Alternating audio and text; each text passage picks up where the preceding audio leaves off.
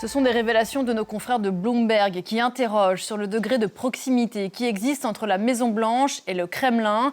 La retranscription d'une conversation téléphonique entre l'émissaire de Donald Trump pour l'Ukraine, Steve Witkoff, et le conseiller diplomatique de Vladimir Poutine. Une conversation qui remonte à la mi-octobre.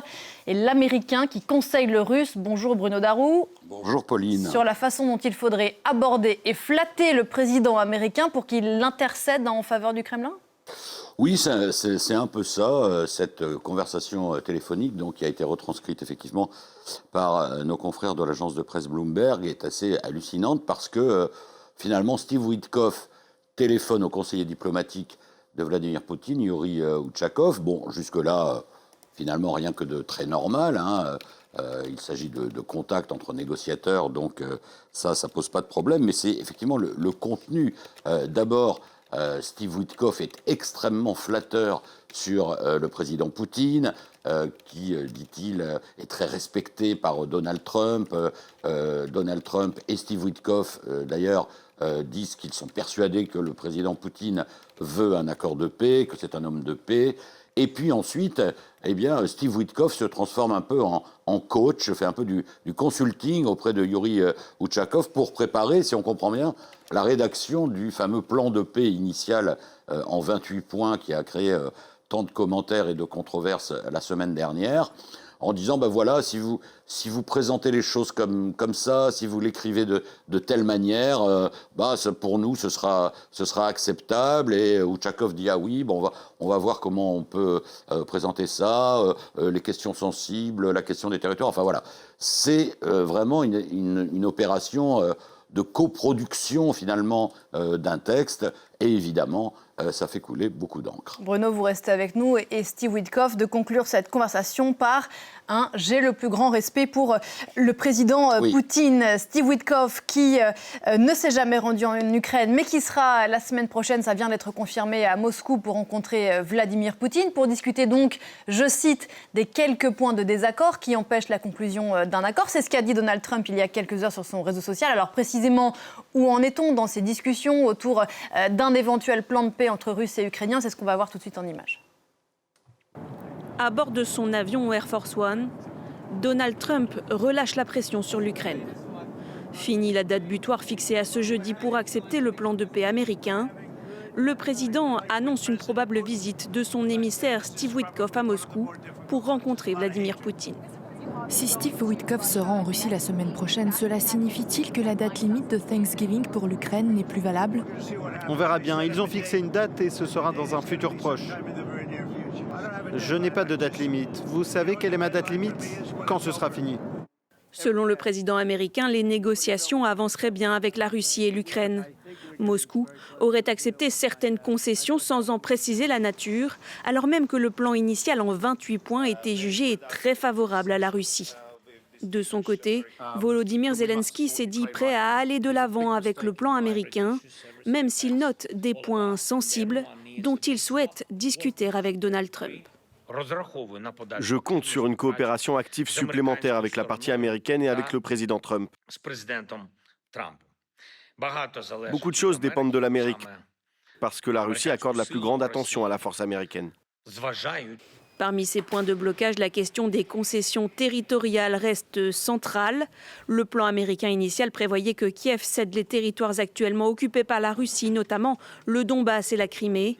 Cette mention aurait été mise entre parenthèses dans la dernière version de l'accord selon plusieurs médias américains et britanniques. Elle devrait désormais être abordée directement entre les deux présidents. Voilà Bruno, Donald Trump parle de quelques points de désaccord, c'est bien plus compliqué que simple désaccord.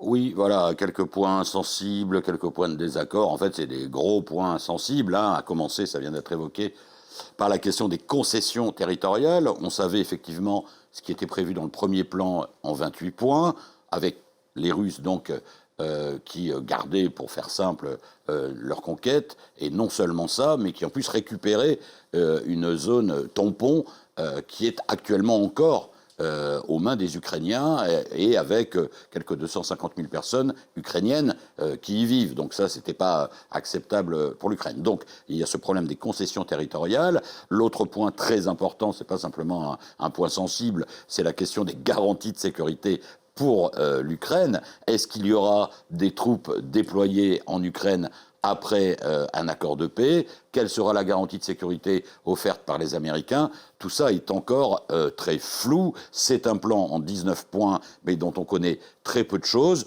On sait quand même que ce qui avait été envisagé dans le premier plan de réintégrer la Russie dans le G8 a été supprimé. On sait aussi qu'apparemment, les Européens ont eu gain de cause sur la taille de l'armée ukrainienne. Le plan de paix prévoyait 600 000 hommes. Finalement, ce sera bien 800 000 hommes actuellement en état de guerre. L'armée ukrainienne déploie 900 000 hommes. Donc ça semble des acquis. Mais pour le reste, on n'en sait pas tellement plus à l'heure où on se parle. Ça reste très flou, trop flou. Et comme disait l'autre, quand c'est flou, c'est qu'il y a un loup. Et parmi les loups, il y a aussi la question des avoirs russes qui fait débat entre Américains et Européens.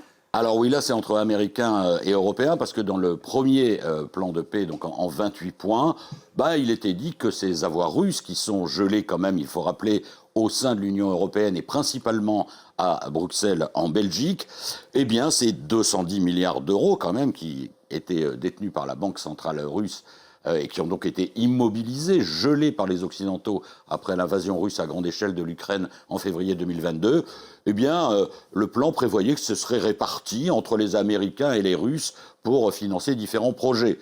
Donc, grosse colère des Européens. Emmanuel Macron, à l'issue de la réunion de la coalition des volontaires hier, a dit non, mais pas du tout, c'est aux Européens de décider ce qu'on va faire de ces avoirs russes. Le problème, Pauline, comme souvent avec l'Union européenne, c'est que tout le monde n'est pas d'accord. Et notamment la Belgique. Comme l'essentiel de ces avoirs se trouve en Belgique, les Belges disent écoutez, vous êtes bien gentils, mais si on fait ça, ça va créer des problèmes juridiques à l'échelle internationale. Et donc tout ça risque de nous retomber dessus. Et nous, on ne veut pas payer les pots cassés tout seul. Et on ne veut pas surtout être exposé à des représailles russes. Donc, pour l'instant, la Belgique est très réticente, fait blocage. Le problème, c'est que les Européens veulent utiliser toujours ces 210 milliards pour financer l'Ukraine dans les 2 ans, dans la perspective notamment où les Américains se retirent de plus en plus. Et donc, maintenant, le temps presse. Depuis la pression américaine, les Européens, en gros, ont 3 semaines pour trouver une solution avant le prochain Conseil européen à la mi-décembre.